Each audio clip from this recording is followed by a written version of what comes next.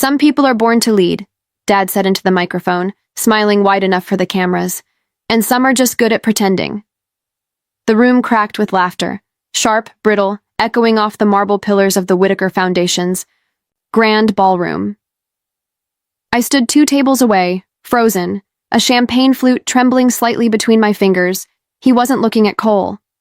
The lights above the stage turned my father's silver hair into a polished halo. To the crowd, he was charming, clever, untouchable. But for one heartbeat, Richard, and then it was, I didn't move. Couldn't move. The laughter felt louder. My heart hammered against behind me, I felt a hand touch my elbow. A gentle squeeze. Judge Eleanor Monroe, her face was carved in tight, the crowd shifted back. She's always been a bit much, hasn't she? Poor girl, must be so awkward for her now. Cole's the future anyway. I set my glass down slowly, carefully, like the smallest wrong move might shatter everything. Was this why he had invited me tonight? To make a performance of my humiliation? To finish what he had started months ago, erasing me from his world, piece by piece? I turned toward the towering glass windows, my reflection a pale blur against the city skyline. Once, years ago, standing in this same ballroom, I had told my father that someday I wanted to build something real. Something that mattered. He had placed his hand on my shoulder then, squeezed it, and said, "You will, Lauren. You already are." The same hand that lifted me up now shoved me down, without blinking. The mayor's voice boomed over the speakers, calling for the next portion of the evening. I didn't hear him. I didn't hear anything. Just the faint rush of blood in my ears, the brittle laughter still ringing, the crack of something unseen, but irreversible, in the foundation of everything I thought we shared. And, somewhere, beneath the noise, a single, burning question. Why tonight? Why me? Why now? I didn't leave right away. Some stubborn, aching part of me needed to see it for myself. The Whitaker Foundation exhibit, a glossy installation tucked just off the main ballroom, celebrated the pillars of our success. Scholarships, outreach programs, humanitarian awards. For years, I'd walked past the same centerpiece display, a photo of my father and me at my first fundraising gala, my face flushed with pride, his hand resting proudly on my shoulder. Tonight, the space was different. My father's photo remained, larger than life under the glass. But where there had once been 2 figures, smiling together, now there was only one. They had cropped me out. So cleanly, so perfectly, you wouldn't know I had ever been there at all. Next to the photo, a new placard gleamed under the spotlight. The II, Future of Philanthropy, Cole Whitaker. A smaller easel leaned against the wall, half hidden behind a cluster of tall lilies. It held my old Young Philanthropist award, cracked across the corner. The frame bowed as if someone had stepped on it and forgotten to fix it. I stared at it for a long time, feeling nothing at first. Just a kind of hollow buzzing under my ribs, like the sound of wind slipping through broken glass. Behind me, the murmur of the gala continued. Music, clinking glasses, polite laughter. A world spinning on without me. I turned to leave, my heels clicking softly on the polished marble. That's when I felt someone fall into step beside me. It was Evan, my cousin, once my closest ally in this gilded world. He didn't smile, didn't make a joke to cut the tension like he usually would. He just leaned in and whispered, voice tight, "You need to be careful, Lauren. It's bigger than you think." I stopped, turned, but Evan had already slipped back into the crowd, swallowed up by shimmering dresses and black tie applause. I stood there a moment longer, alone in the space where my history used to be. The message was clear. I hadn't just been sidelined. I had been erased, and somewhere behind the velvet curtains and careful smiles, someone was making sure I stayed that way. The balcony doors yawned open, spilling a thin ribbon of cold night air into the glittering ballroom. I stepped through, needing distance, needing silence. The stone terrace wrapped around the building, bathed in soft light from artfully hidden sconces. Beyond the glass, the gala pressed on. A slow waltz of champagne flutes, careful smiles, and the hollow pageantry of loyalty. I wasn't alone. Tucked behind a column, two voices murmured. Low, sharp, urgent. I froze, hidden by the shadows, breath caught in my throat. "She's not the real problem," said a woman's voice. Ms. Green, one of the board members. "It's the mayor. He's too tied to her projects. If Richard doesn't move fast, the whole thing could blow up." "He knows," answered Mr. Wallace, sounding grim. "That's why he's pushing Cole front and center. Clean image, clean start. The grant." "Depends on it." "Grant? What grant?" I strained to hear, heart hammering against my ribs. If the mayor finds out about the zoning deal tied to the new community center, it won't just sink the foundation. It'll take half the council with it. Green exhaled sharply. That's why Richard had to cut her loose. She was never going to play the game right. They shifted, moving back toward the ballroom. I pressed flat against the stone until their footsteps faded into the noise. Slowly, I backed away from the column, the words chasing me into the dark. This wasn't about a personal slight. This wasn't about family pride. This was about something bigger, something tangled in politics, money, and power. And somehow, without even knowing it, I had become a liability. The air felt heavier now, thick with things unsaid. Every champagne glass, every handshaking politician inside that ballroom, they weren't just celebrating, they were circling. And somewhere inside, my father was orchestrating it all, smiling for the cameras while he quietly closed the next. Morning, the sunlight felt too bright, too sharp, slicing through the blinds like accusation. I didn't sleep. I couldn't. Instead, I sat at my kitchen table until dawn, papers and memories scattered around me, trying to piece together a puzzle I hadn't even realized I was part of. The zoning deal. The grant. The foundation's sudden rebranding under Cole's leadership. I tore into the foundation's public records first, then the local government archives. The pieces clicked into place with a sickening certainty. The new community center project Richard had championed, the one Cole was being paraded as the face of, wasn't just philanthropy. It was a leveraged deal, tied to private developers, shady rezoning approvals, and a stream of money that flowed neatly back to Richard's old political allies. If exposed, it would stain not just the foundation, but the mayor himself. And several city council members. They needed a fresh figurehead, someone untarnished. Someone willing to smile and sign whatever papers they slid in front of him. Cole, not me. Buried deeper in the foundation's shared files, ones my clearance should have locked me out of but didn't, I found it. A confidential memo. Subject. Line. Mitigation strategy, L. Whitaker. The document was clinical, cold. List her emotional volatility as a concern. Highlight past disagreements with board decisions. Suggest a narrative of growing tensions and personal struggles. A roadmap to discredit me if I ever spoke out. There were even talking points drafted in case the press caught wind. We support Lauren through her difficult time. She's stepping back voluntarily to focus on personal matters. The foundation wishes her nothing but the best, polished lies, pre-approved pity. A campaign to erase me with kindness, the cleanest way to kill a legacy. I stared at the screen, numb, as my father's signature stared back at me from the bottom of the memo. He hadn't just let this happen, he had orchestrated it. My throat burned, but no tears came. Only one clear, steady thought. If they could erase me so easily, they could erase everything I built, and I wasn't going to let them. I didn't storm into the board meeting. I didn't demand answers. I didn't even call my father. I did what he never expected me to do. I waited, I watched, and I planned. There's a certain discipline that comes after betrayal, a kind of cold. Clarity that burns away every last impulse to scream or plead or crash the gates. Spent the next 48 hours quietly gathering everything I could, archived emails, financial filings, internal memos from the Foundation's secure drives, press releases drafted but never sent, all lined up neatly on my private server. Knew if I acted too soon, I'd be painted as the unstable daughter lashing out. If I acted too late, the deal would be done, and every door would close forever. Timing was everything.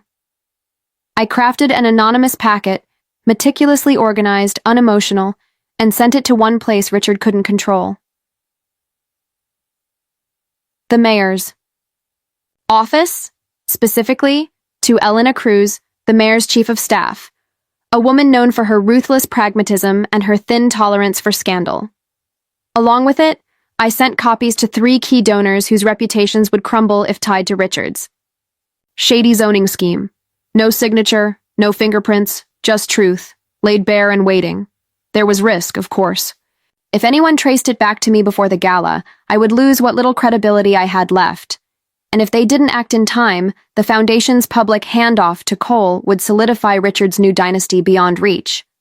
But sometimes, you don't get to pick a safe fight. Sometimes you have to step into the fire, not because you think you'll win, but because walking away would be the louder defeat. The clock was ticking. The gala was less than 72 hours away. Richard thought he had buried me quietly under the marble floors of his empire. He didn't know he had only pressed me deeper into the bedrock, the place where real foundations are built. The night of the gala, the Whitaker Foundation gleamed like a cathedral. The chandeliers burned brighter than ever. The champagne was colder. The smiles, wider, tighter, sharper. On the stage, Richard stood before the crowd, one hand resting proudly on Cole's shoulder.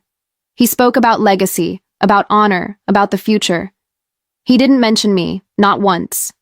Cole accepted his plaque, a heavy silver tribute engraved with his name and the words, "Next Generation Leadership."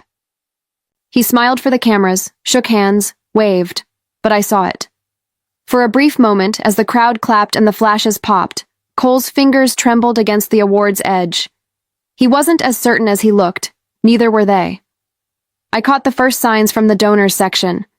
A glance exchanged, a whisper passed too quickly, a woman in pearls tapping furiously on her phone beneath the tablecloth. The air shifted, not enough to disrupt the choreography, but enough to sour the sweetness. By the time Richard called for a standing ovation, only half the room rose to their feet. The others hesitated. At my table, Judge Eleanor Monroe remained seated, her hands folded neatly in her lap, her eyes cold and unblinking. Across the hall, Mr. Wallace dropped his gala program upside down, a small but deliberate crack in the facade. The leaks had started to spread, whispers on social media, anonymous emails forwarded to reporters, rumors about the zoning deal and the foundation's real motives. They didn't have names yet. They didn't have proof. But suspicion was oxygen in a room full of open flames. Richard smiled. Through it all, wide and blinding, as if he could still control the story through sheer force of will. But cracks once opened only spread. And somewhere beneath the golden glow of chandeliers and applause, the empire he built began to tremble. The program was supposed to end with Cole's coronation. Richard had built it that way. A perfect, controlled story arc. Introduce the heir, celebrate the future, erase the past. The crowd was already shifting, preparing to toast the new chapter. When the mayor stepped to the podium, Mayor Thomas Ellery adjusted the microphone slowly, deliberately. The chatter stilled. The music faded to a polite hush, and then with a voice that carried clear across the grand ballroom, he said, "Before we conclude tonight, there's one more honor to bestow." The pause was deliberate, calculated. I watched Richard stiffen, his jaw tightening beneath the practiced smile. "Tonight," the mayor continued, "we recognize an individual whose vision, whose integrity, and whose tireless work have built the very foundation we stand upon." A ripple went through the crowd. Confusion, curiosity. I felt my heart kick once, hard. Please join me in honoring our city's pride, Ms. Lauren Whitaker. There was a heartbeat of stunned silence, a perfect suspended moment, before the room exploded. Gasps, a few awkward claps, a low murmur rising into something louder, harder to ignore. I didn't move at first. I couldn't. The spotlight swung across the ballroom, searching, until it landed squarely on me. I stood, slowly, feeling every eye in the room turn toward me, some wide with surprise, others narrowed in sudden calculation. Across the ballroom, Richard's face was carved in stone. Cole stared at the floor, the plaque still clutched tightly in his hand. I walked forward, every step deliberate, every muscle trembling with control. At the edge of the stage, Judge Monroe rose quietly from her seat, stepping beside me, her hand steadying my back just once before letting go. I climbed the stairs without looking back. The mayor extended his hand. His grip was firm, unwavering. "You built this city's hope, Lauren," he said, low enough for only me to hear. They just wrote their names on it. The applause grew, not thunderous, not overwhelming, but real. Real enough. I didn't smile. I didn't cry. I simply stood beneath the lights, the daughter they thought they had erased, and let the truth, quiet and immovable, speak for itself. I didn't need to say anything. The mayor did it for me, with the kind of precision only someone with everything to lose could deliver. He turned to the audience and began, not with praise, but with numbers projected behind us, on the massive screen usually reserved for donor montages, came slides that cut through the room like scalpels. Number of community grants initiated under my leadership. 47. Number of scholarships dispersed from programs I personally designed. 312. Number of public records showing I had been stripped from authorship in the past 6 months. 19. Gasps. Whispers. The sound of silverware forgotten on fine china. Then came the next slide. Internal memos, leaked emails, a document titled Mitigation Strategy, L. Whitaker, displayed in full, with Richard's signature crisp and undeniable at the bottom. If questioned, suggest emotional instability. Position as voluntary departure. Encourage narrative of personal fatigue and transition. Someone in the audience, I couldn't see who, exhaled sharply, as if punched in the stomach. Across the room, Richard remained still, eyes locked. On the screen, as if by refusing to blink, he could erase what was already written. The mayor's voice never rose. It didn't need to. "Our city thrives not on manipulation," he said quietly, "but on truth. And the truth is that Ms. Whitaker's contributions were not just significant, they were foundational." The applause came slower this time, less performative. Some people clapped out of guilt. Some clapped because it was safe again. But others, the ones who mattered, clapped because the lie had cracked open and the truth had finally found oxygen. Richard didn't speak. He didn't stand. Cole remained seated beside him, the plaque now resting awkwardly on his lap, like something he no longer wanted to hold. I didn't gloat. I didn't turn to face them. The mayor placed the folder of evidence on the podium, closed it, and stepped aside. That sound, the soft click of a folder shutting, echoed louder than any accusation. I took a breath. Not the breath of someone triumphant, the breath of someone free. When the lights dimmed, I didn't stay for the final toast. I walked out before dessert, before the speeches wrapped, before anyone could pull me aside and say they had no idea. No one stopped me. Not Richard, not Cole, not the board. I passed. The gallery on my way out. The same display where my face had once been cropped from the photo. Tonight, that same image had been restored. 2 figures again. Me and him.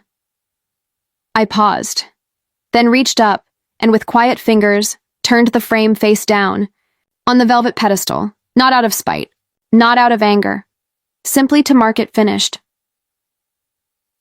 I kept walking. Past the gilded staircase, past the cameras still lingering outside, past the doorman who gave me a small nod, the kind you give to someone who just did something hard and did it well. Behind me, the ballroom carried on. The music resumed. The murmurs shifted. Let them rewrite whatever they needed to feel comfortable again. I wasn't part of the revision anymore. Out on the steps, the night air hit my skin like truth. Cold, honest, unfiltered. For the first time in months, I wasn't holding anything back. Not grief, not anger, not hope, just breath. I exhaled once, steady and full, then walked into the dark, not away from anything, but toward something finally mine.